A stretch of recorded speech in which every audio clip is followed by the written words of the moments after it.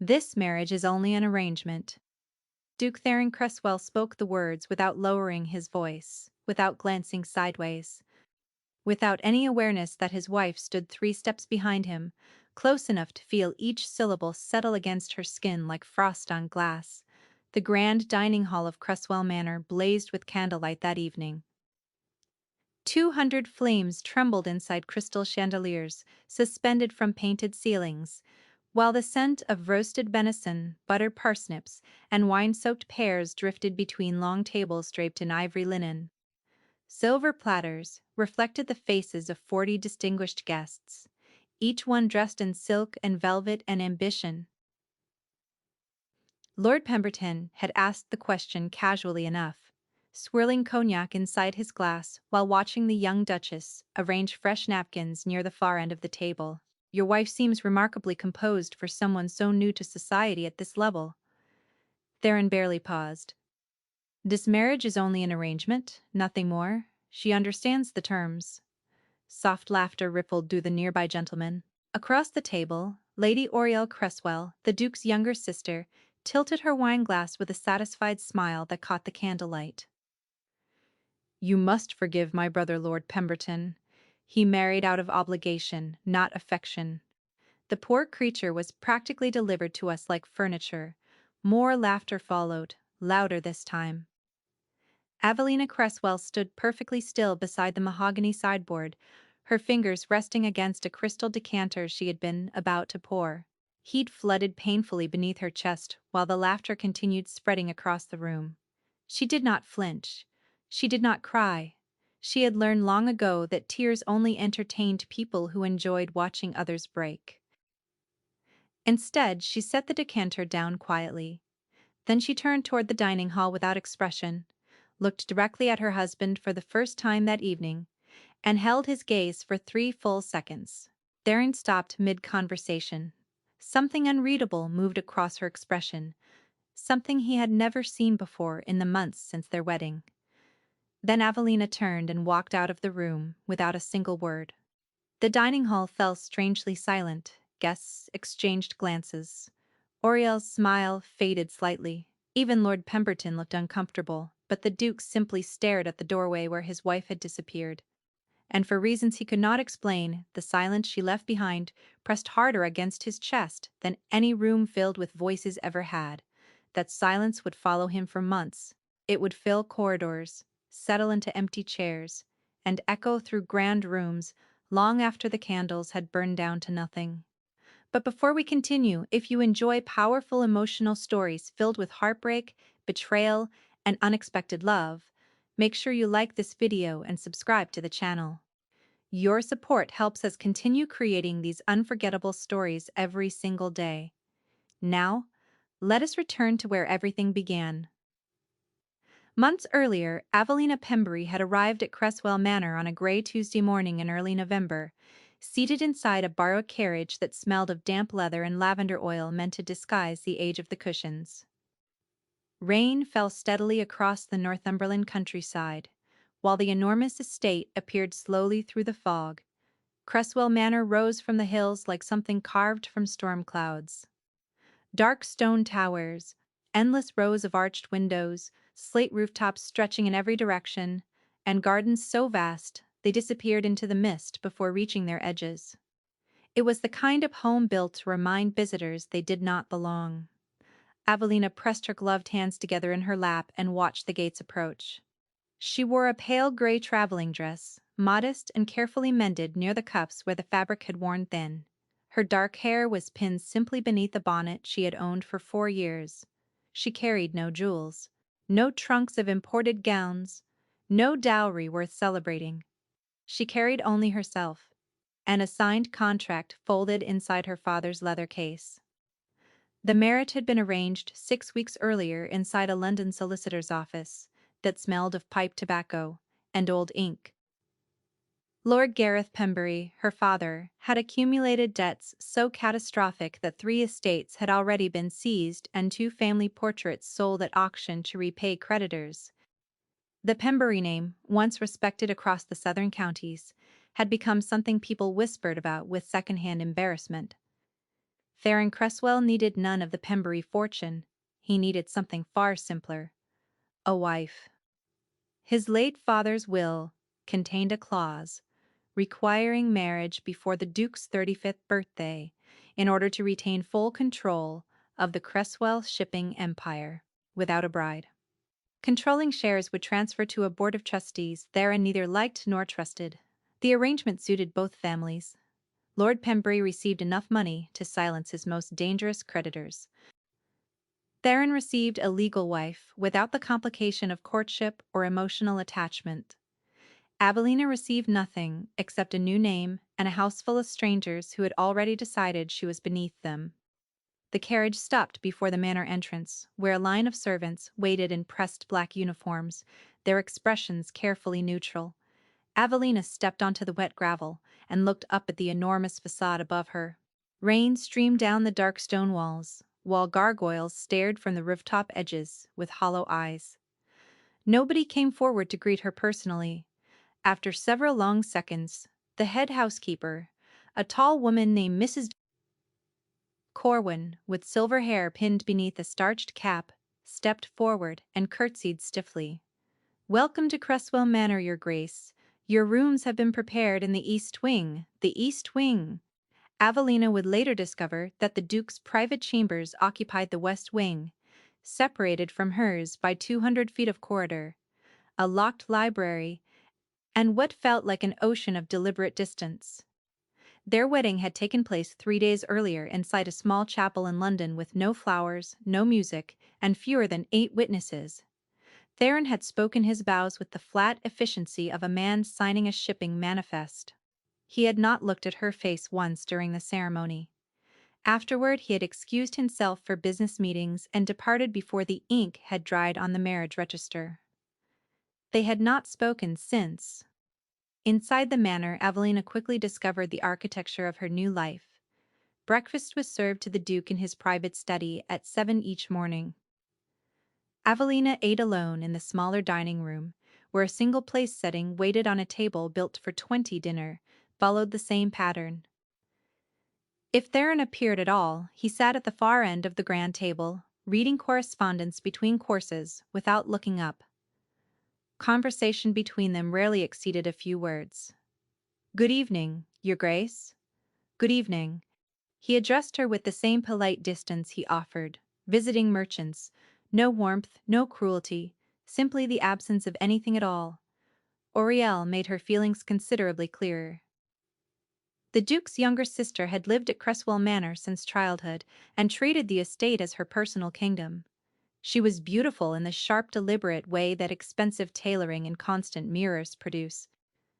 Her gowns arrived monthly from Paris. Her opinions arrived more frequently and with greater force. She studied Evelina during their first dinner, together with the curiosity of someone examining a stain on expensive upholstery. "That dress? Is it new?" Evelina smoothed the fabric across her lap. It was the finest gown she owned, a deep blue silk she had saved for important occasions. "It is not recent?" "No," Auriel smiled at her plate. "How refreshing. Most women entering this family arrive desperate to impress. You seem to have skipped that step entirely." 2 footmen exchanged a glance near the doorway, but kept their silence. Within weeks the household settled into a pattern that placed Evelina somewhere between guest and ghost. She was technically the Duchess of Cresswell, mistress of one of the grandest estates in England. In practice, she occupied rooms nobody visited, walked corridors nobody noticed, and ate meals nobody shared. Yet the manor itself needed constant attention that nobody else seemed willing to provide. Corwin managed the indoor servants efficiently, but decisions beyond daily routine had no clear authority behind them since the late Duchess had passed years earlier, and Auriel concerned herself only with her own social calendar. Evelina began filling the gaps quietly. She noticed the East Wing linens had not been replaced in months and arranged fresh ones without being asked. She observed that kitchen deliveries arrived inconsistently and reorganized the accounts with the cook until supplies became reliable. When 3 housemaids fell ill during the same week, Evelina personally carried firewood to guest rooms and polished silver beside the remaining staff without complaint? Nobody asked her to do any of it. Nobody thanked her when she did. One gray afternoon, she was adjusting winter curtains in the second-floor gallery when Theron passed through on his way to the study. He paused briefly, noticing her standing on a small stepladder with pins between her teeth, fabric draped across her arms. He watched her for several seconds in silence. Something flickered behind his expression, not warmth exactly, more like confusion, as though the sight of his wife performing household tasks did not fit neatly inside any category he had prepared for her. Then he continued walking without a word. That evening, during a small dinner attended by 3 visiting business associates, one of the gentlemen turned toward Avelina with polite curiosity. "Your Grace, this roasted partridge is extraordinary. You must have a remarkable cook." Before Avelina could respond, Oriel interrupted smoothly from across the table. "The household manages itself beautifully, Mr. Halford. My brother built an exceptional staff long before any recent arrivals." The gentleman nodded and returned to his plate. Evelina lowered her eyes and continued eating in silence. She had personally spent 2 hours that morning reviewing the menu with the cook, selecting the herbs from the kitchen garden herself, and ensuring the partridge was prepared with a rosemary glaze she remembered from her mother's recipe. Nobody at the table knew. Nobody at the table would have cared. Later that night, Avelina sat alone inside her bedroom in the east wing, brushing her hair before a small mirror while rain hammered against the windows. The fire crackled softly inside the stone hearth while shadows stretched across the ceiling. From somewhere deep inside the west wing, she heard the faint sound of a piano playing. Slow, melancholy notes that drifted through the corridors like smoke. She had learned from the servants that Theron played late at night when he could not sleep, always alone. Always the same dark, wandering compositions that seemed to carry something heavier than music. Avelina set down her brush and listened until the notes eventually stopped. Then silence returned. The kind of silence that did not feel empty, but full. Full of distance. Full of things unspoken. Full of 2 people living inside the same enormous house, while somehow never occupying the same room. She pulled the blanket around her shoulders and stared at the rain-streaked window. Somewhere beyond the glass, the moors stretched endlessly into darkness. Winter arrived at Cresswell Manor with bitter winds that howled across the Northumberland moors and rattled every window in the east wing. Frost covered the gardens each morning like shattered crystal, while the sky remained a permanent shade of iron gray from November through February. Inside the manor, fires burned constantly in every occupied room, and servants moved quickly through drafty corridors carrying wood, blankets, and trays of hot broth. The estate employed over 60 household workers, groundskeepers, stable hands, and kitchen staff, most of whom had served the Cresswell family for years. They noticed the new Duchess before anyone else did. It began with small things.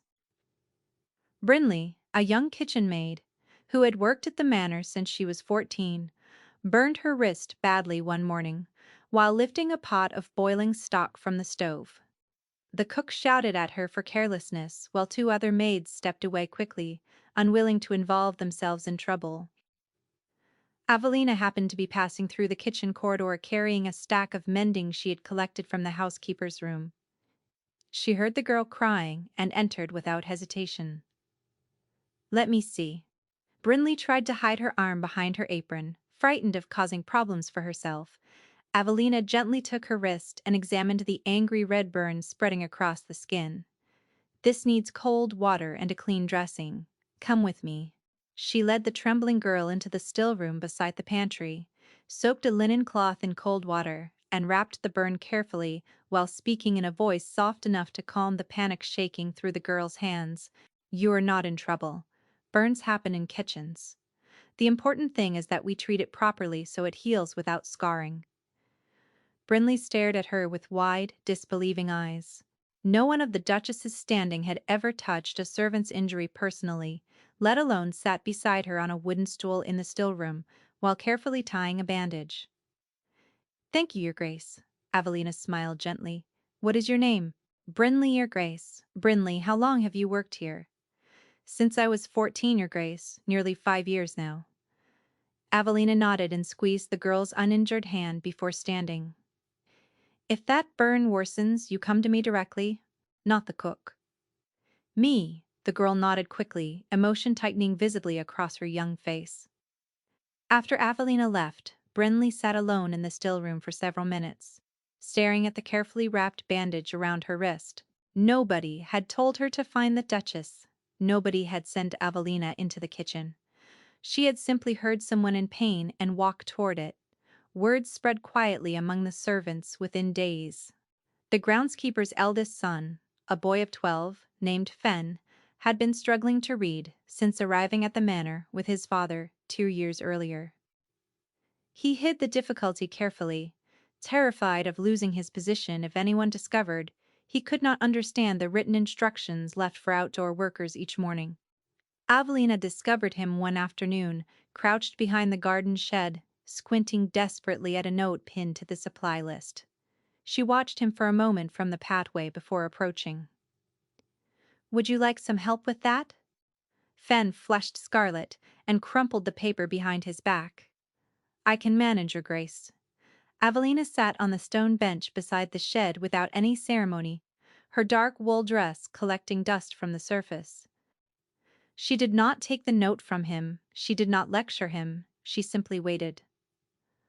After a long silence, the boy slowly handed the paper forward with trembling fingers. Avelina read it aloud, pointing to each word carefully while explaining the sounds. Then she asked him to try. When he stumbled, she corrected him patiently without any trace of frustration. When he succeeded, she nodded with quiet encouragement that carried more weight than applause. From that afternoon, Avelina spent 30 minutes each day teaching Fen to read inside the back kitchen when his duties allowed. She used labels from food jars, seed packets from the greenhouse, and pages torn from old almanacs nobody missed. She told no one. Meanwhile, the Dowager Duchess, Seraphine Cresswell, observed everything from a careful distance.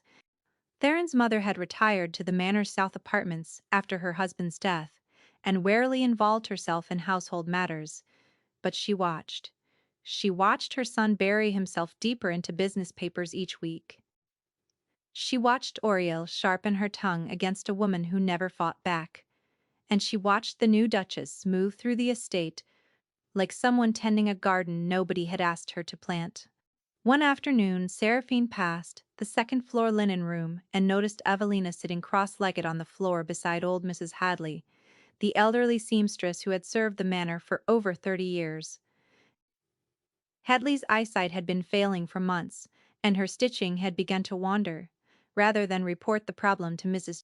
Corwin, which would almost certainly cost the old woman her position, Evelina had been quietly completing the most difficult repairs herself, while sitting beside Mrs. Hadley, and letting the woman believe she was still managing perfectly.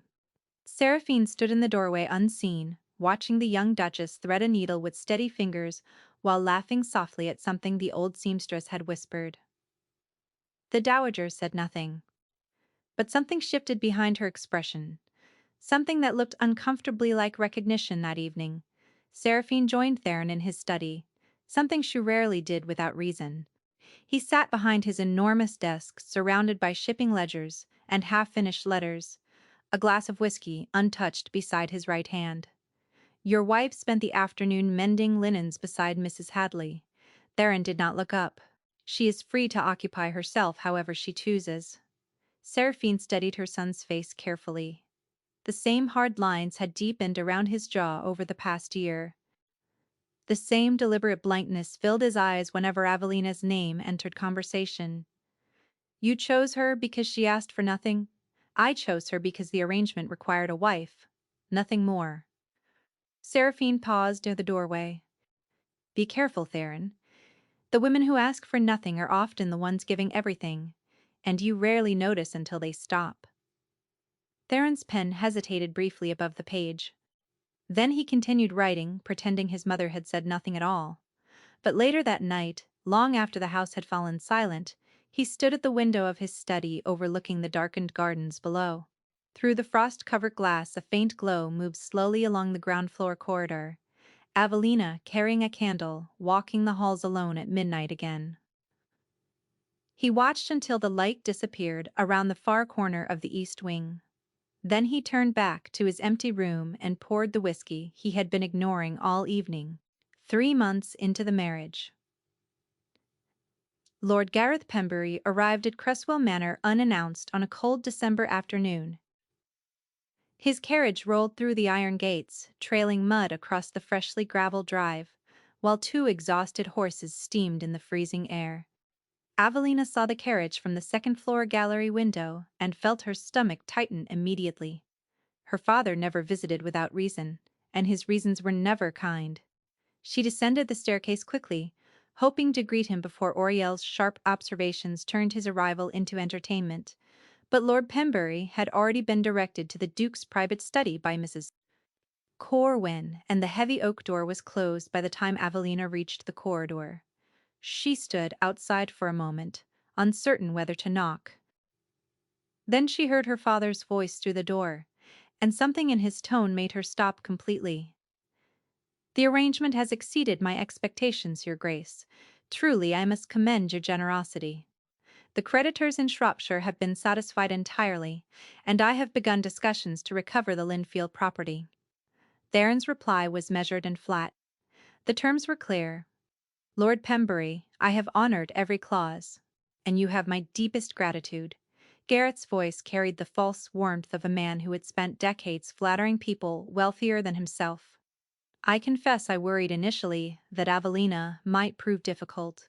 She has a stubborn quality that surfaces occasionally, but it seems marriage has settled her considerably." A brief silence followed. "She has caused no difficulty," Theron said carefully. Gareth laughed softly. "Good. She was always the quietest of my children, which I suppose made her the easiest to place. Her sisters would have demanded far more attention." Avelina pressed her back against the corridor wall. The stone felt cold through her dress while her father's words carved something open inside her chest. The easiest to place, as though she were livestock guided into the most convenient pen. As though her quietness, her willingness to endure without complaint, had simply made her the most disposable daughter in a desperate man's calculation. Gareth continued, his tone shifting into something that reminded Avelina of a man reviewing inventory rather than discussing his eldest daughter. "I must say she has always been remarkably low maintenance. Even as a child, she required very little attention compared to the others. I sometimes wonder if that quality made things easier for everyone, or simply made her easier to forget." "And the duration clause?" "It remains unchanged." Theron paused before answering. "The marriage must remain intact for a minimum of 2 years to satisfy the inheritance provision. After that, legal separation becomes possible if both parties agree to terms." 2 years. Avelina's fingers curled slowly against the cold stone. She had never seen the full contract. Her father had placed the papers before her in the solicitor's office and pointed to the signature line without explanation. She had signed because refusing meant watching her younger sisters lose their home entirely. Now she understood the architecture of the arrangement completely. She was not a wife. She was a clause with a heartbeat. A temporary presence designed to satisfy legal language and then quietly disappear when the terms expired. Garrett's chair scraped against the floor. "Excellent. Well, I shall not overstay my welcome. I trust you will continue managing her appropriately." "She is not a horse, Lord Pembury." The words came from Theron so unexpectedly that silence filled the study for several seconds. Even through the closed door, Avelina felt the shift in temperature. Gareth recovered quickly, with another polished laugh. "Of course, merely an expression. I meant no disrespect." Footsteps approached the door. Avelina moved quickly down the corridor and turned the corner before it opened. She pressed herself against the wall and waited until her father's boots echoed past toward the entrance hall, followed by the quieter, heavier steps of the Duke walking in the opposite direction. Neither man saw her standing in the shadows that evening. Avelina sat alone in her bedroom and stared at the candle flame on her nightstand, until the wax pooled and spilled across the brass holder. She did not cry. Tears had stopped solving anything years ago. Instead, she pressed both hands flat against her knees and breathed slowly until the trembling stopped. 2 years. She could survive 2 years. She had survived worse. But somewhere beneath the composure she wore like armor, something cracked that evening. Not loudly, not dramatically, just a quiet fracture running through the last remaining part of her that had hoped this life might become something more than a sentence she was serving for her father's failures. January brought the announcement that Auriel Cresswell had become engaged to the Marquess of Haverford, a man of enormous wealth and political importance whose family name alone could silence entire rooms at London dinner parties. The news arrived like a storm that swallowed everything inside Cresswell Manor for weeks. Preparations consumed the household almost overnight. Dressmakers arrived from London carrying bolts of champagne-colored silk and ivory lace. Florists delivered crates of hothouse roses that perfumed the entire ground floor so heavily that servants complained of headaches by the second day. A French pastry chef was hired specifically for the engagement dinner, arriving with copper molds, 3 assistants, and the kind of temperament that made everyone in the kitchen afraid to breathe too loudly. Auriel moved through the manor like a woman who believed the world had finally confirmed what she had always known about herself. Every conversation revolved around her, every decision required her approval. Every mirror she passed received her full attention. The engagement dinner was planned for the last Saturday of January, and invitations were sent to over 100 guests across 3 counties. Nobody discussed any of this with Evelina, yet within days the weight of the preparations landed almost entirely on her shoulders. Not through any formal request. Simply through the slow, familiar process of tasks being abandoned by everyone else until she was the only person still holding them. Auriel refused to discuss seating arrangements, insisting they bored her. The cook argued daily with the French pastry chef over kitchen territory until Avelina mediated a compromise involving separate preparation schedules and divided counter space. Corwin fell ill with a winter chest infection and spent 4 days confined to her room, leaving Avelina to supervise the housemaids, footmen, and extra staff hired for the event. She counted silverware, she inspected guest bedrooms. She resolved a dispute between the florist and the groundskeeper about which entrance would receive the largest flower arrangements. She tasted every course 2 days before the dinner and quietly adjusted seasoning on the pheasant consommé. After realizing the French chef had oversalted it badly by the morning of the celebration, Avelina had slept fewer than 4 hours. Dark circles rested beneath her eyes, while exhaustion settled into her bones like something permanent. Her fingers ached from pinning fabric samples, writing, place cards, and carrying stacked china between rooms, because 2 footmen had been reassigned to polish the ballroom floor. Nobody thanked her. Nobody acknowledged a single task she had completed. Auriel swept into the drawing room that afternoon, wearing a gown of pale gold silk that shimmered with every movement. Diamond pins held her hair in an elaborate arrangement that had taken her maid nearly 2 hours to complete. She looked magnificent, and knew it completely. As she passed Avelina in the corridor, she paused just long enough to glance at the Duchess's plain dark green dress. "You're not wearing that tonight, surely?" Avelina looked down at her dress.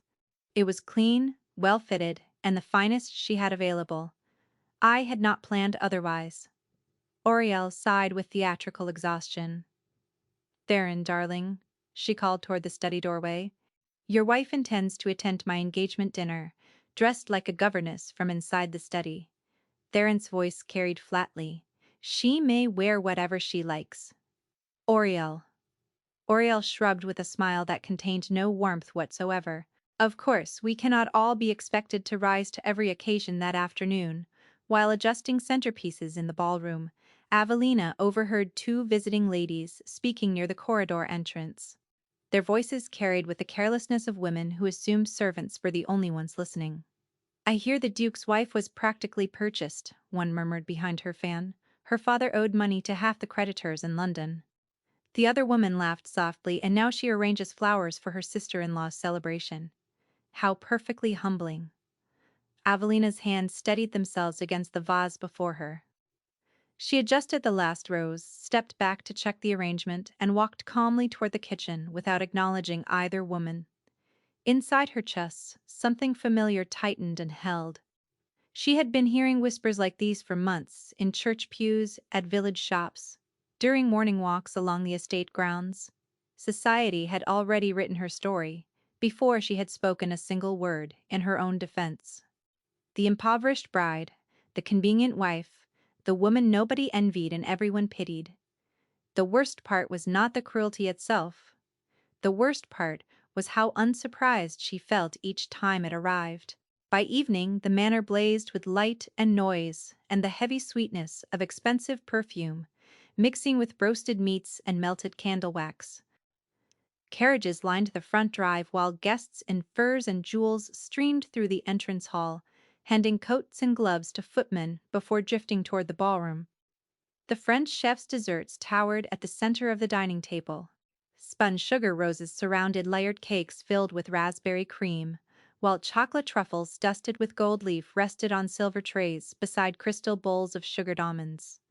Platters of roasted lamb, herb-crusted salmon, braised root, vegetables glazed with honey, and fresh bread rolls still warm from the ovens covered every surface. Auriel held court beside the Marquess of Haverford, a tall, pleasant man named Dryston, who seemed genuinely fond of her despite everything. Guests surrounded them constantly, offering congratulations and admiring the enormous sapphire ring glittering on Auriel's finger. Avelina moved quietly between rooms, ensuring wine glasses stayed full, redirecting confused servants and catching a platter of oysters that a nervous footman nearly dropped near the ballroom entrance. Nobody noticed her catch it. Several people noticed the footman stumble. During dinner, Evelina sat at the far end of the table, separated from the Duke by 11 guests on each side. The distance felt deliberate, though she could not say who had arranged the seating. Auriel, probably midway through the second course, Lady Pemberton turned toward Evelina with polite curiosity. "You have done remarkable work with the arrangements this evening, Your Grace?" Before Evelina could respond, Auriel's voice carried clearly from the head of the table. "Oh, Mrs. Corwin managed everything beautifully despite her illness. The staff here are simply exceptional." Several guests nodded approvingly. Evelina lowered her fork and said nothing. Later, during dessert, the Marquess of Haverford raised his glass toward the table. "To the Cresswell family," he announced warmly, "for welcoming me so generously into their extraordinary household." Auriel lifted her glass with radiant confidence. "And to my dear brother, who made all of this possible." Glasses rose across the table. Theron nodded briefly from his chair. Nobody raised a glass to Avelina. Nobody mentioned the woman who had spent 3 weeks ensuring every flower, every napkin, every plate, and every candle was placed precisely where it needed to be. After the toast, an elderly countess seated nearby leaned toward Avelina with a smile that carried more pity than kindness. "You must feel so proud watching your sister-in-law's happiness, my dear. Perhaps your own time for celebration will come eventually." The words landed like a stone dropped into still water. Avelina smiled politely and excused herself from the table. She walked through the servants' corridor behind the kitchen, away from the music and laughter. As she passed the pantry entrance, she nearly collided with Brinley, who was carrying a tray of clean glasses toward the ballroom. "Your Grace." Brinley stopped immediately, concern flooding her young face. "Are you well?" Evelina forced a small smile. "Perfectly well, just catching my breath." Brinley hesitated, clearly unconvinced. Then she set the tray down on the nearest shelf and spoke quietly. "You organized all of this, Your Grace. Every person in that room is eating food. You selected, sitting in chairs you arranged, drinking from glasses you counted by hand. I watched you do it." Evelina stared at the girl. The simple honesty in those words landed harder than any insult she had absorbed that evening. Brinley picked up her tray again. "They should know," she added softly. Then she continued toward the ballroom. Evelina stood alone in the corridor for a moment, before continuing until she reached the cold still room at the back of the manor. She stood alone in the dim, quiet space and placed her hands flat on the stone chemtop while her breathing steadied through the wall. She could hear muffled applause as someone proposed another toast inside the ballroom. She stayed in the still room for nearly 10 minutes before smoothing her dress, straightening her posture, and walking back into the celebration wearing the same composed expression she had carried since the day she arrived at Cresswell Manor. Nobody noticed she had been gone later that night. Long after the last carriage had rolled through the gates and the servants had begun clearing plates, Evelina climbed the east wing staircase alone. Her feet ached. Her hands smelled of candle wax and silver polish. Exhaustion squeezed her temples until her vision blurred. As she reached the top of the stairs, she passed the second-floor landing where a tall window overlooked the ballroom below. Through the glass, she saw Theron standing alone in the empty room, his hands resting on the back of a chair, while he stared at the place where she had been sitting during dinner. He stood there for a long time. Evelina watched him for a moment, then turned away and continued to her room without a sound.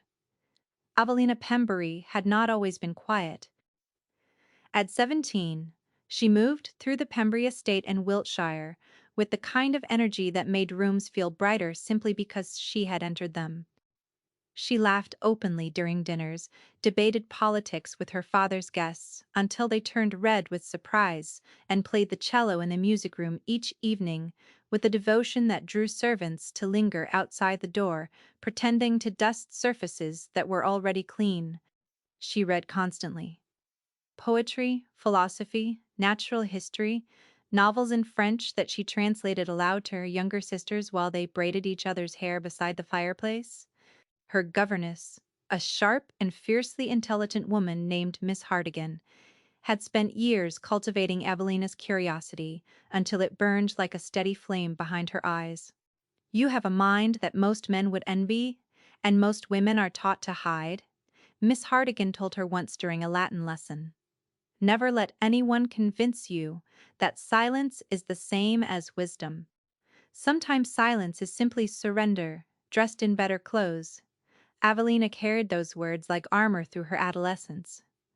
Then Emery Voss arrived. He came to the Pembury estate as a tutor for Evelina's younger brother, hired through a university connection that Lord Pembury barely remembered approving.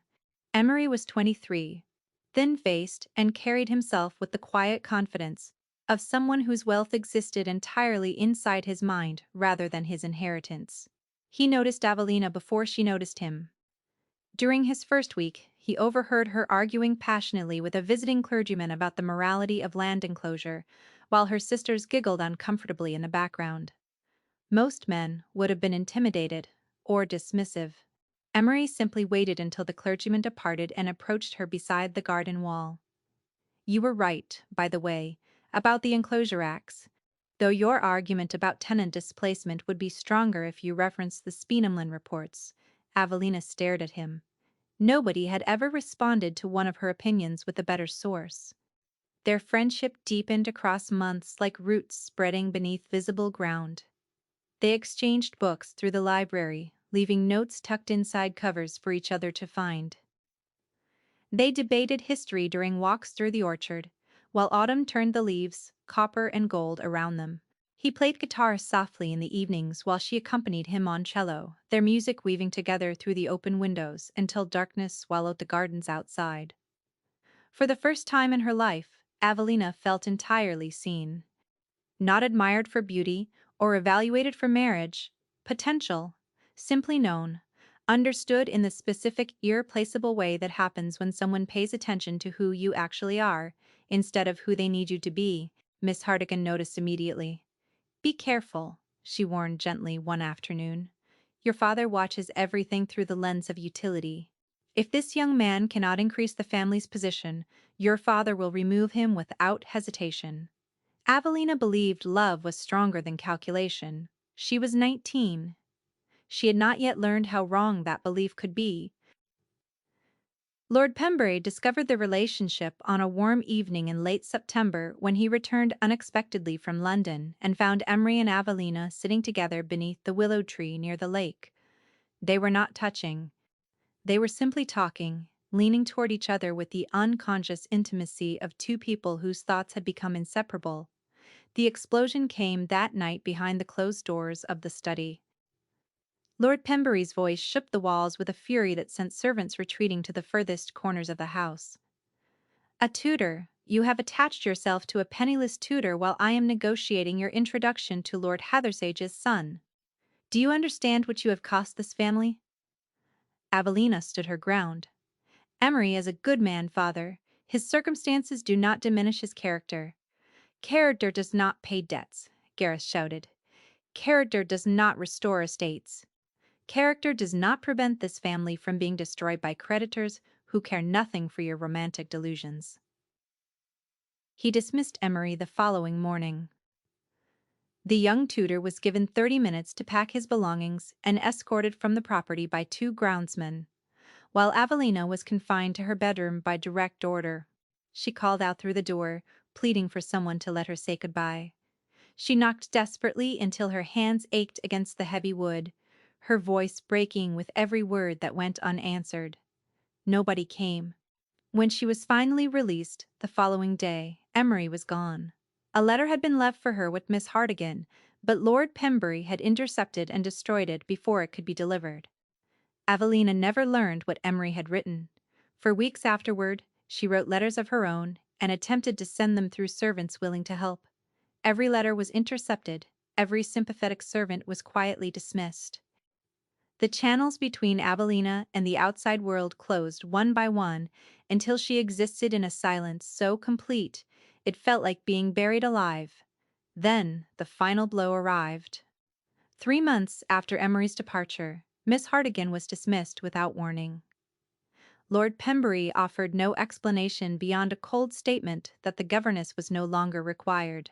Evelina found out from a housemaid who had overheard the conversation. Miss Hartigan had confronted Lord Pembury privately, accusing him of cruelty toward his own daughter. She had called him a man who measured his children's worth in currency rather than character. Gareth removed her from the estate within the hour. The loss of Miss Hartigan broke something inside Evelina that Emery's departure had only cracked. The governess had been the one person in the household who had ever told Evelina that her voice mattered, that her thoughts held value. That silence was not something to aspire toward, but something imposed by people afraid of what she might say. Without Miss Hartigan, without Emery, without any remaining ally inside the walls of her own home, Evelina slowly stopped speaking unless spoken to. She stopped debating at dinner. She stopped playing the cello.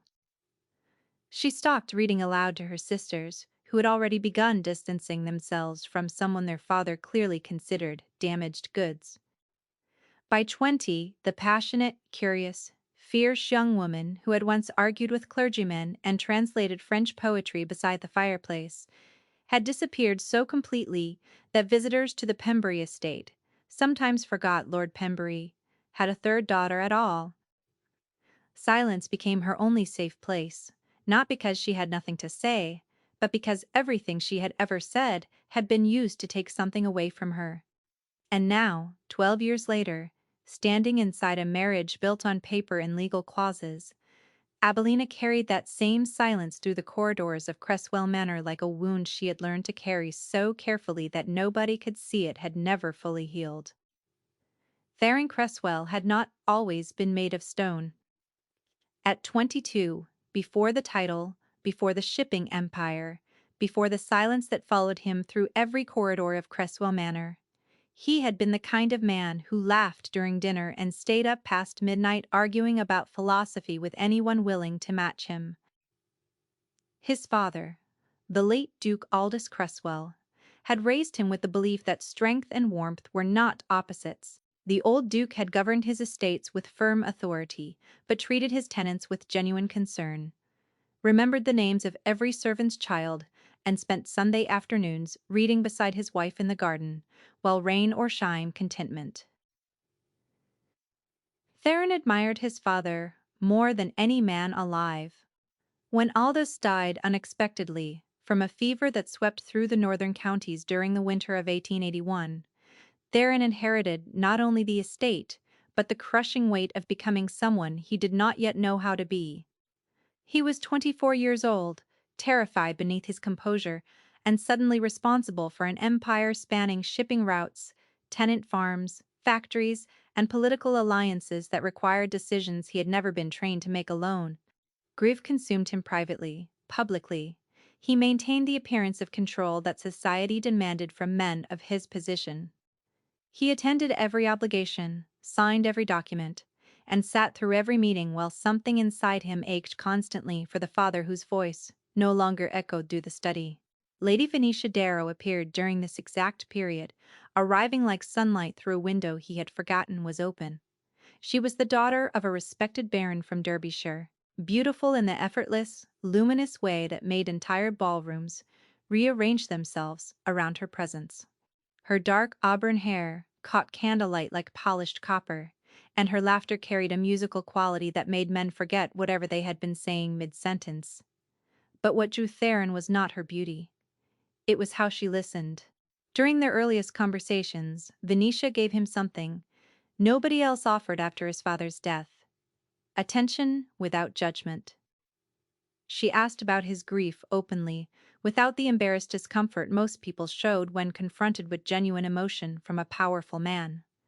She sat beside him during quiet evenings and let him speak about his fears, about the loneliness of inheriting authority too young, about the terror of failing the legacy his father had built. "I have never told anyone these things," Theron confessed one evening beside the library fire, while snow fell beyond the windows. Venetia placed her hand gently over his. "That is because nobody has ever truly asked." He believed her completely. He believed the softness in her voice, and the concern in her eyes, and the quiet patience with which she absorbed every vulnerability he offered. For 12 months, he gave her more of himself than he had given any living person, his private doubts, his unfinished griefs, his fear that the world saw only his title, while the man beneath it slowly disappeared. He purchased a ring. He planned a proposal for spring. Then, during a weekend gathering at Lord Ashton's country estate, everything collapsed. Theron arrived late after business delayed his departure from London. He entered the drawing room expecting to find Venetia, and instead found a circle of guests laughing at a story being told with theatrical flair by Lady Helena Caswell, a notorious gossip whose cruelty was considered entertainment in certain social circles. "The poor man actually wept," Helena announced delightedly while guests leaned closer. Venetia said he sat beside the fire, talking about his dead father like a man confessing to a priest. "Can you imagine the Duke of Cresswell weeping?" Laughter swept through the room. Theron stood frozen in the doorway. Nobody had noticed his arrival. Another guest spoke through barely controlled amusement, and she simply sat there listening. How did she manage? Helena waved her hand dismissively. "Venetia has the patience of a saint when the reward is large enough. She told me everything afterward over champagne. Apparently, he fears being unworthy of the estate.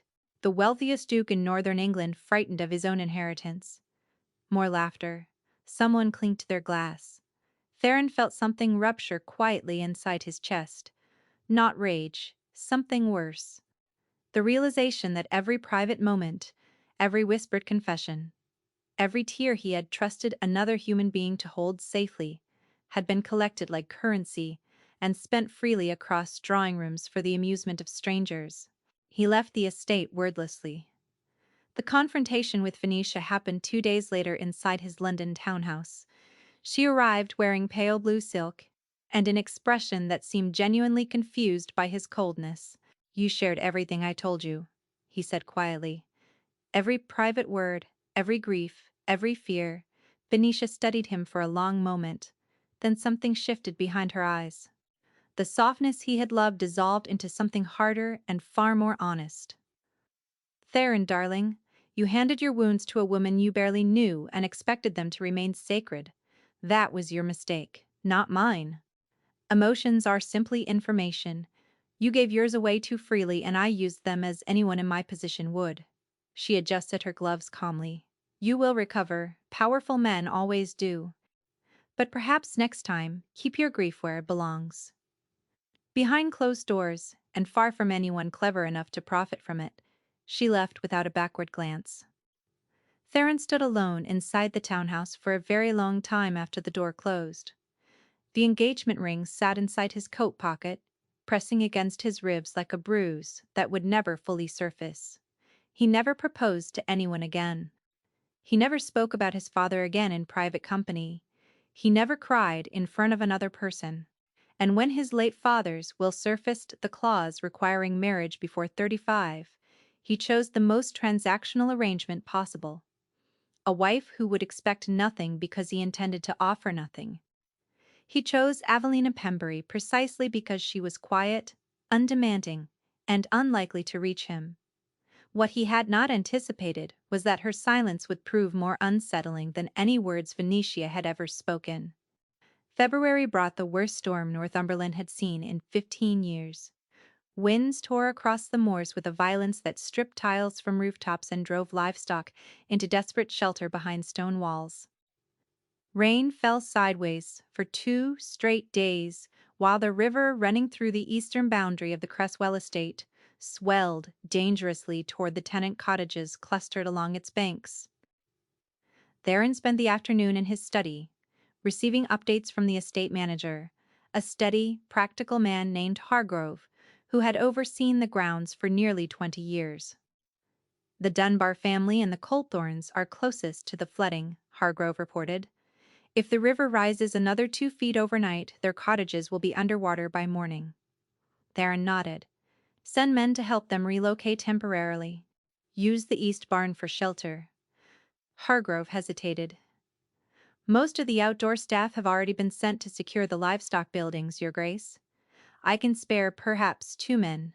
2 men would not be enough to move 2 families with children, elderly parents, and whatever possessions they could carry through a storm that was still worsening by the hour before Theron could respond. The study door opened. Evelina stood in the doorway wearing a heavy wool cloak already darkened with rain. Her boots were muddy to the ankle, her hair had pulled loose from its pins and clung to her face in wet strands. Theron stared at her. I have already spoken with Mrs. Corwin, she said calmly. The east barn is being prepared with blankets, firewood, and hot broth. Brinley and 2 kitchen maids are packing food supplies now. I need 4 lanterns, rope, and the flat cart from the stable yard. Hargrove blinked. Your Grace, the storm outside is still. I am aware of the storm, Mr. Hargrove. The Dunbar family has 3 children under the age of 7. Mrs. Colthorne cannot walk without assistance. They will not survive the night if the river reaches their doors. She looked at Theron directly. Something in her gaze held no apology, no hesitation, no request for permission. Simply the steady clarity of someone who had already decided what needed to happen. I will go myself, if no one else is available, she added quietly. The room fell silent. Theron stood slowly from his desk. Hargrove, prepare the cart. I will accompany the Duchess personally. The estate manager looked stunned, but moved immediately. Within 30 minutes, Theron, Evelina, Hargrove, and 2 groundsmen drove through the storm toward the river cottages, with lanterns swaying violently against the wind. The water had already entered the Dunbar cottage when they arrived.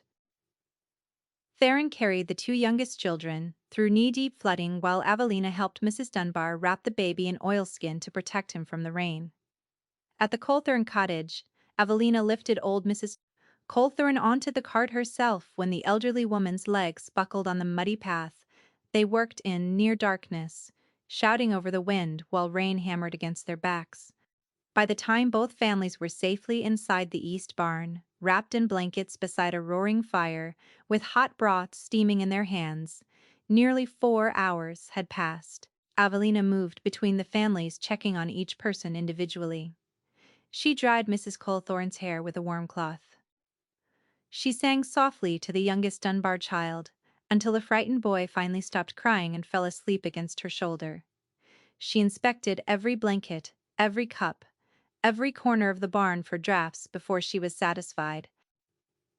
Theron watched all of this from near the barn entrance. Rain still dripped from his coat and hair. His hands were scraped raw from carrying children through floodwater, but he barely noticed any of it. What he noticed was Avelina, not as a clause in a contract, not as a quiet presence occupying the East Wing, not as the invisible woman he had spent months failing to see. He noticed her as the only person in the room who had not waited to be asked.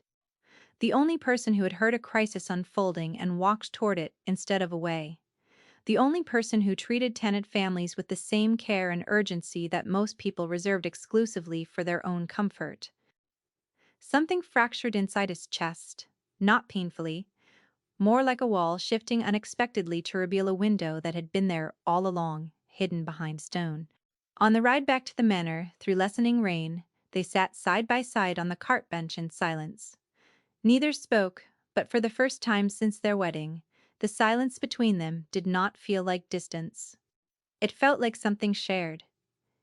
3 days later, a dinner was held at a neighboring estate hosted by Lord and Lady Aldingham. 40 guests attended, including several families from London society who had traveled north for the hunting season. Avelina, dressed in her dark green gown, the same one Oriel had mocked weeks earlier, and sat quietly at the far end of the table as usual. Midway through the evening, Lady Aldingham asked Theron about the flooding. "I heard you personally rescued 2 families during the storm, Your Grace. How extraordinarily brave." Theron set down his glass. Guests nearby turned to listen. "I did not rescue anyone, Lady Aldingham. My wife organized the entire effort. She prepared the shelter, gathered the supplies, and insisted on going into the storm herself before I even understood the severity of the situation. Every family saved that night was saved because of the Duchess." Absolute silence fell across the table. Avelina looked up from her plate. Her lips parted slightly, but no words came. Across the table, Oriel's expression tightened visibly while several guests turned toward Avelina with expressions of genuine surprise. It was the first time Theron had publicly acknowledged her existence as anything more than an arrangement.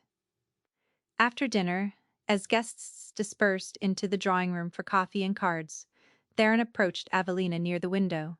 "You did not need to say that," she said quietly without looking at him. "I said it because it was true." Several seconds of silence passed between them. Outside, a cold wind leaned against the glass while candlelight flickered across both their faces. Then Theron spoke again, and his voice carried something she had never heard from him before, something that sounded almost like uncertainty.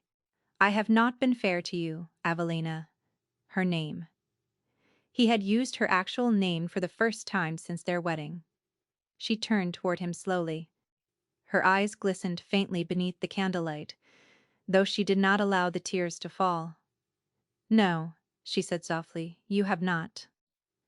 Then she walked away before he could respond, leaving him standing beside the window with the weight of her honesty pressing against his chest, like something he was not sure he knew how to carry.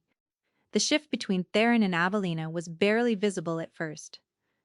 A question asked across the breakfast table where silence had previously reigned. A door held open a moment longer than necessary. A glance during dinner that lasted 2 seconds instead of none. But Oriel noticed immediately she had spent her entire life as the center of Cresswell Manor, the beloved daughter, the social architect.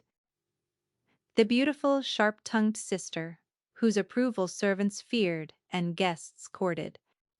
Theron's emotional distance from his wife had confirmed Oriel's position as the most important woman in the household, and she had guarded that position with the instinct of someone who understood exactly how fragile power built on proximity truly was. The moment her brother began speaking Avelina's name instead of referring to her as your wife or the Duchess, something cold settled into Oriel's chest. She began with small provocations. During a Tuesday luncheon attended by 3 neighboring families, Oriel interrupted the conversation between Theron and Avelina about the estate's tenant records with a bright laugh. "Darling brother, surely you are not troubling your wife with business matters. She must find such things terribly dull." Avelina offered no response. Theron glanced at his sister with an expression that held the faintest trace of irritation. She understands the records better than most of my estate managers, Oriel. The compliment landed publicly. Oriel's smile hardened almost imperceptibly. Within days she escalated. Letters were sent to London, invitations extended. Social debts called upon with the precision of someone who understood exactly which weapons society kept sharpened for occasions like these. Lady Venetia Darrow arrived at Cresswell Manor on a Friday afternoon in early March, stepping from a polished black carriage wearing deep burgundy velvet and an expression of warm familiarity that suggested she had never left. "Theron," she said brightly as she entered the drawing-room where tea had been arranged. "How long it has been your sister was kind enough to insist I visit." Theron's face emptied of expression so completely that even the footman standing beside the door noticed. His eyes moved briefly toward Oriel, who sat beside the window with an innocent smile arranged carefully across her face. "Lady Darrow, what an unexpected pleasure." The words carried no warmth whatsoever, but Venetia had never required warmth to operate. She required proximity, and Oriel had provided it. Over the following days, Venetia settled into Cresswell Manor like ivy growing across stonework. She appeared at every meal. She joined every gathering. She positioned herself beside Theron during conversations with practiced ease, laughing at his remarks, referencing shared memories, and touching his arm with a familiarity that implied history Evelina could not compete with. Evelina watched quietly. She raised no objection to Venetia's presence, asked no questions about their past, and made no attempt to compete for attention she had never been offered willingly. But something changed inside her. A careful withdrawal that Theron was only beginning to notice the questions she had started asking at breakfast disappeared again. The door she had begun leaving slightly open between their corridors closed once more. The faint warmth that had started entering her voice when she spoke to him retreated like a tide pulling back from shore. Venetia noticed it too, and she pressed harder. During a dinner attended by several important guests, Venetia leaned toward Theron with practiced familiarity and spoke loudly enough for the table to hear. "Do you remember that evening at Lord Ashton's estate? You spoke so passionately about your father's legacy. I have never forgotten how deeply you feel things, Theron. It is a quality most men lack entirely." The words were designed as a key to a lock Venetia had once picked open. She expected them to reach him. Theron's jaw tightened, his eyes moved involuntarily toward Avelina, who sat perfectly still at the far end of the table, her fork resting untouched beside her plate. She was not looking at Venetia. She was not looking at him. She was looking at nothing, with the expression of someone who had already decided they did not belong in the room. A sharp, unnamed feeling pulled through Theron's chest. "I remember that evening differently than you do, Lady Darrow," he said quietly, "and I would prefer not to revisit it." Venetia's smile flickered, but held. Ariel sipped her wine in silence, watching the exchange with satisfaction. Meanwhile, the gossip Oriel had carefully planted began bearing fruit. Through letters and whispered conversations with society women she trusted to be indiscreet, Oriel had seeded a narrative that spread across London drawing-rooms. Within weeks the Duke married beneath himself, out of legal necessity. The wife is unremarkable and entirely out of her depth. The true match for Cresswell has always been Venetia Darrow. It is only a matter of time. Venetia's campaign extended beyond proximity to Theron. She targeted Avelina directly with the precise, surgical cruelty of someone who understood that the deepest wounds required no raised voice. During an afternoon tea in the drawing-room, attended by several neighboring wives, Venetia turned the conversation casually toward marriages of convenience. "I have always believed," she began with measured elegance, "that arranged matches serve a practical purpose. They allow families to stabilize their finances without burdening the union with unrealistic expectations of affection." Several women nodded politely. Avelina continued, stirring her tea in silence. "Of course," Venetia added, glancing briefly toward Avelina with an expression of perfectly calibrated sympathy. "The difficulty arises when one party begins hoping for more than the arrangement was designed to provide." That is when hearts get broken unnecessarily. The room shifted uncomfortably. Every woman present understood the implication. Avelina set her teacup down with steady hands, smiled at the table, and excused herself to attend to household matters in the corridor afterward. She leaned against the wall and placed her palms flat on the cold stone. Her breathing remained even, her eyes remained dry, but something behind her composure trembled with the effort of holding itself together. She had endured dismissal from her father. She had endured indifference from her husband. She had endured mockery from Auriel for months. But Venetia's cruelty carried a different quality. It was designed not merely to humiliate, but to convince Avelina that hoping for anything more than the arrangement was foolish. That reaching for love made her pathetic rather than brave, and the most dangerous part was that somewhere beneath her exhaustion, a small voice, inside Avelina, had begun to believe it. The rumors reached Avelina through the cruelest possible channel. During a visit to the village church, the vicar's wife approached her with a sympathetic expression that carried more gossip than comfort. "You must not listen to what people say, Your Grace. Marriages endure all manner of storms." Avelina smiled politely. "I appreciate your kindness." But walking home through the frozen lanes afterward, she felt something familiar settle into her body. The same quiet resignation she had learned at 19, standing outside her father's locked study door while the only person who had ever truly seen her was driven away without a farewell. She had survived that silence. She would survive this one that evening. Avelina did not come to dinner. Theron noticed her empty chair immediately.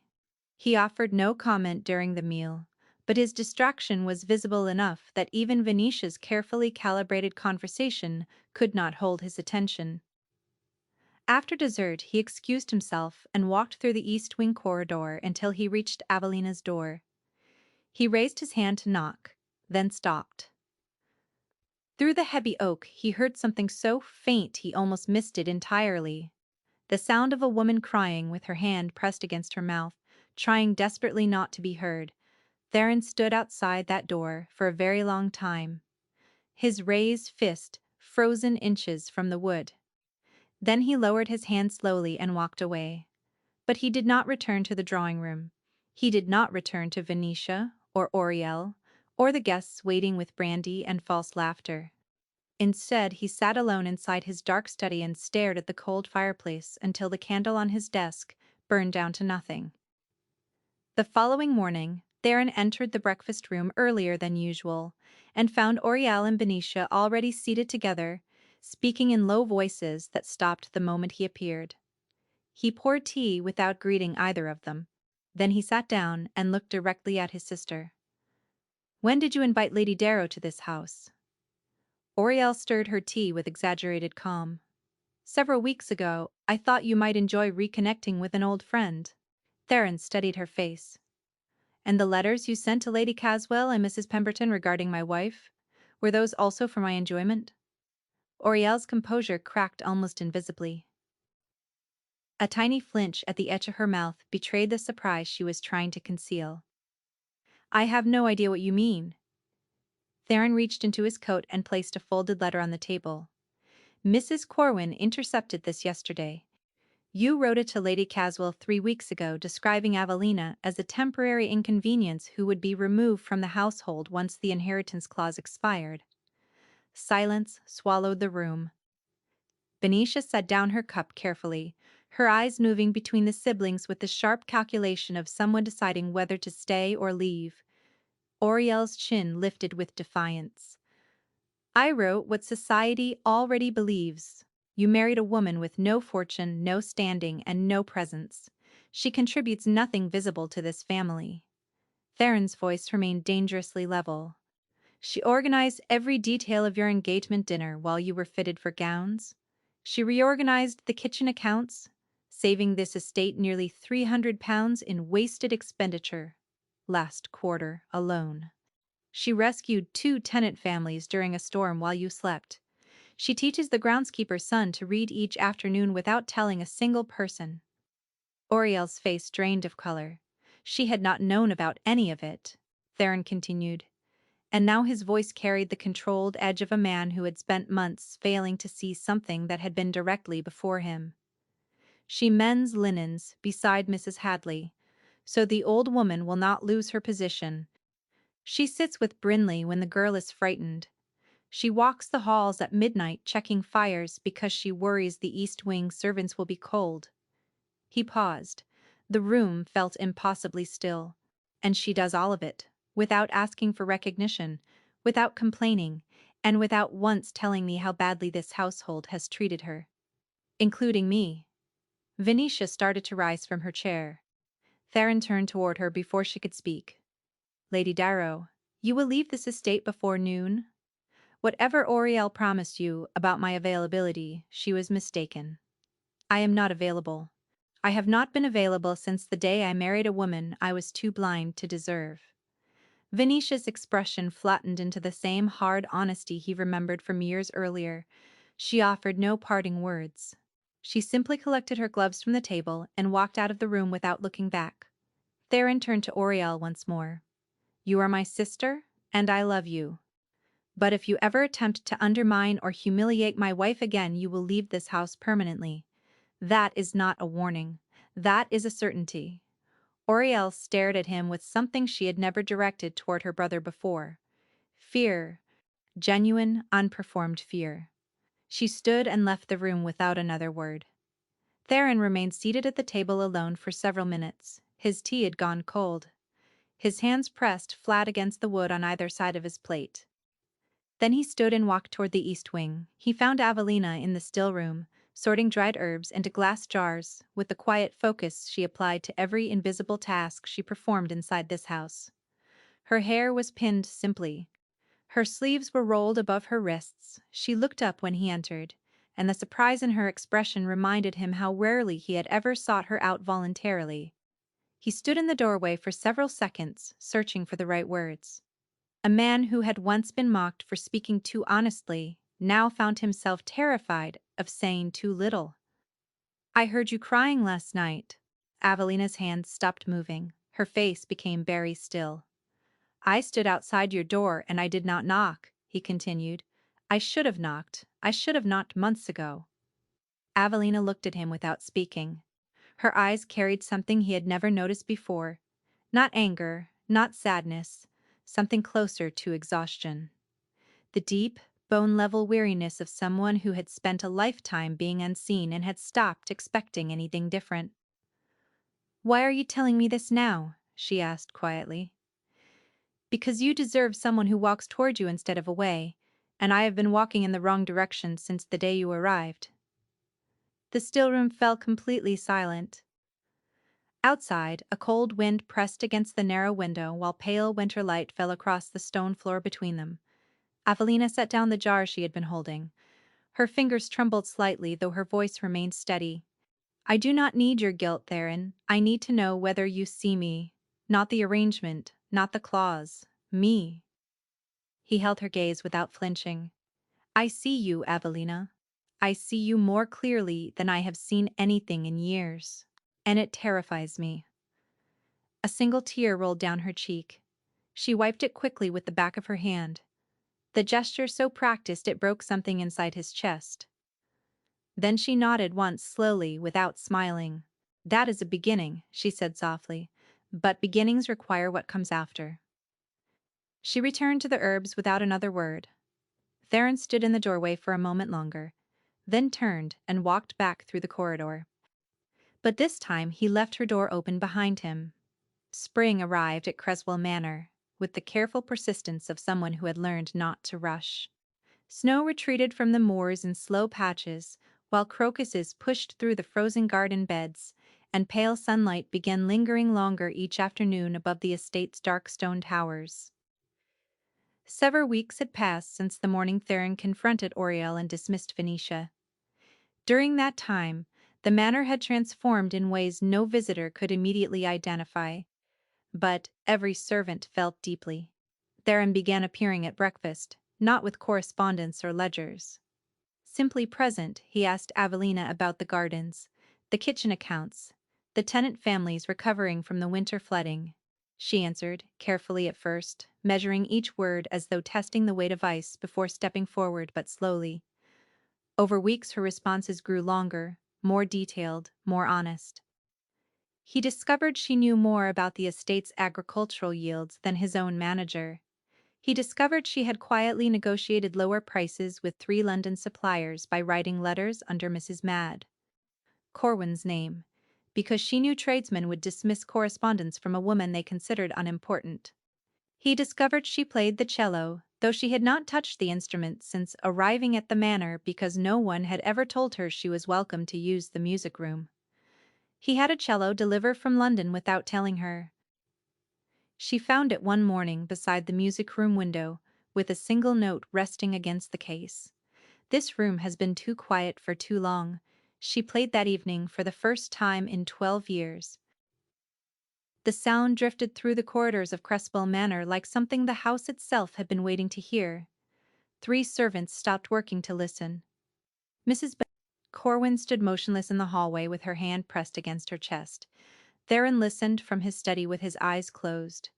The music carried something he recognized instantly: grief, resilience, beauty that had survived being buried alive for more than a decade. In April, the Northumberland Spring Ball was held at Hartfell House, the grandest estate in the county.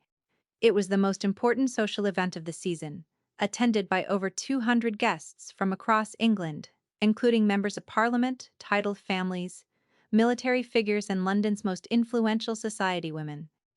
Evelina dressed quietly in her bedroom that evening. A new gown had arrived from London 2 weeks earlier. Pale, silver silk, with delicate embroidery along the sleeves and hem. It had appeared in her wardrobe without explanation, though she noticed the fabric matched a swatch she had once admired briefly while sorting household linens from a London delivery. She stared at herself in the mirror for a long time. The woman looking back at her was not the broken girl who had arrived at Cresswell Manor in a borrowed carriage 5 months earlier. Something had returned to her eyes, not the fierce fire of her 17-year-old self, something quieter, steadier, like embers that had survived a long winter and were beginning to remember warmth. The ballroom at Hartfell House blazed with 500 candles reflected across polished floors and mirrored walls. Crystal champagne flutes sparkled on silver trays carried between guests in gowns of emerald, sapphire, gold, and ivory. The scent of jasmine, warm bread, roasted duck, and expensive perfume filled every corner, while an orchestra played waltzes from a raised platform draped in white silk. Evelina entered beside Theron. For the first time since their marriage, they arrived together. The effect was immediate. Guests who had spent months hearing Oriel's carefully distributed rumors about the failing marriage now watched the Duke escort his wife through the ballroom with his hand resting gently against the small of her back. Whispers erupted in every direction across the room. Oriel stood beside the Marquess of Haverford with an expression that suggested she had swallowed something unpleasant. Lady Venetia was notably absent. During the evening, several guests approached Evelina with tentative curiosity. A baroness asked about the flood rescue. A member of Parliament's wife inquired about the estate improvements she had heard mentioned. For the first time in public, people spoke to Evelina as the Duchess of Cresswell rather than the invisible woman who happened to share the Duke's name. Then, midway through the evening, the orchestra paused between pieces. Lord Hartfell, the elderly host, stood and invited distinguished guests to offer toasts. Several men rose in turn, praising politics, prosperity, and the coming season. Then Theron stood. The ballroom quieted immediately. 200 pairs of eyes turned toward the Duke of Cresswell, a man known across England for speaking rarely and feeling even less. He did not look at the crowd. He looked at Evelina. "6 months ago," he began, his voice carrying clearly across the silent hall, "I married a woman I did not know and did not attempt to understand. I called our union an arrangement, and believed that word excused me from everything a marriage should require. Nobody moved. I was wrong." He paused. The silence in the room settled over every surface. "My wife entered a household that gave her nothing. No welcome, No kindness, no acknowledgement, and she responded by giving everything she cared. For servants who were afraid, she protected workers who would have lost their positions. She organized celebrations without receiving a single word of thanks. She walked into a storm to save families she had never met while the rest of us slept behind locked doors. Evelina's hands trembled in her lap. Tears built silently along her lashes, though she did not allow them to fall. I spent months calling this woman an arrangement, Theron continued, and his voice shifted into something rawer and more exposed than anyone in the room had ever heard from him, while she quietly became the heart of every room she entered. Not through beauty, though she possesses it, not through status, though she has earned it, but through a kindness so steady and so unselfish that I did not recognize it until I nearly destroyed it. He turned fully toward her. Avelina, you taught me that silence is not emptiness, that endurance is not weakness, that the quietest person in any room can carry more strength than everyone else combined. His voice broke almost imperceptibly on the next words. I do not deserve you, but I am asking before everyone in this room for the chance to spend the rest of my life trying. He reached into his coat and withdrew a small velvet box. Inside rested a ring he had chosen himself, not the cold transactional band she had received during their legal ceremony in London. A ring of white gold set with a single sapphire, surrounded by tiny diamonds that caught the candlelight like scattered stars. The ballroom held its breath. Avelina looked at the ring, then she looked at Theron. Tears finally spilled down her cheeks, though she did not wipe them away. She stood slowly. You called me an arrangement, she said quietly, her voice steady despite the emotion shaking through her body. And I accepted it because I believed that was all I was worth. She paused. I was wrong, too. She extended her hand. Theron slid the ring onto her finger while 200 guests watched in stunned silence. Then applause erupted across the ballroom with a force that shook the crystal chandeliers above them. From across the ballroom, the Dowager Duchess Seraphine Cresswell watched her son with tears moving silently down her face. She had spent years fearing he would die emotionally alone inside the walls of his own estate. Now she watched him standing before 200 people, offering his heart to the woman who had quietly saved it. The woman who asked for nothing, she whispered to herself, remembering the warning she had once given him beside a cold fireplace. And she smiled. Oriel lowered her eyes. Lord Pembury, standing near the back of the hall where he had arrived uninvited, turned and walked out through the service entrance without speaking to anyone. And Avelina stood beneath the candlelight, her hand resting inside her husband's for the first time since the day they had signed a contract neither of them had expected to outgrow. Years passed after the night at Hartfell House, and the story of the Duke of Cresswell's public declaration became one of those rare moments that society repeated so often it eventually softened into legend. Women whispered it during afternoon tea. Young girls romanticized it during daydreams about their own futures. Even men who considered sentiment beneath them admitted privately that the Duke had done something extraordinary that evening. But the true story of what followed was quieter than the ballroom spectacle, and far more meaningful. Avelina did not transform into a society darling, or a woman who suddenly craved the spotlight she had spent years avoiding. She remained exactly who she had always been. The difference was that now someone saw her clearly, and that changed everything. Cresswell Manor became a different place under her visible care. The tenant farms flourished after Avelina personally reviewed lease agreements and identified unfair terms that had been quietly exploiting families for over a decade. She established a small school in the village for workers' children, teaching reading and arithmetic herself on Tuesday and Thursday mornings, while Brinley, now promoted to her personal attendant, helped organize supplies and lessons. She reopened the manor's East Wing Conservatory, which had been sealed since the late Duke's death, and filled it with plants she grew from seed. Servants gathered there during cold evenings because Avelina insisted the warmest room in the house should not sit empty while people shivered in stone corridors. The Dowager Duchess Seraphine, who had observed everything from a careful distance since the beginning, finally allowed herself to stop watching and simply enjoy. She joined Avelina in the conservatory most afternoons now, sharing tea and conversation with the quiet satisfaction of a woman who had always known her son needed someone exactly like this. Theron watched all of it with the expression of a man slowly learning to breathe after years of holding his breath. He did not become a different person overnight. The walls he had spent years constructing did not vanish simply because he had spoken honestly once inside a ballroom. Some evenings the old distance returned, and he retreated into silence, without explanation. But now Evelina knew the difference between silence chosen and silence imposed. She waited during those evenings without resentment, and he always returned. They played music together on Sunday nights. Her cello alongside his piano, filling the manor with harmonies that servants stopped to listen to through closed doors. Sometimes the music carried grief. Sometimes it carried something closer to joy. Most often it carried the complicated, imperfect sound of two wounded people learning to trust the same room.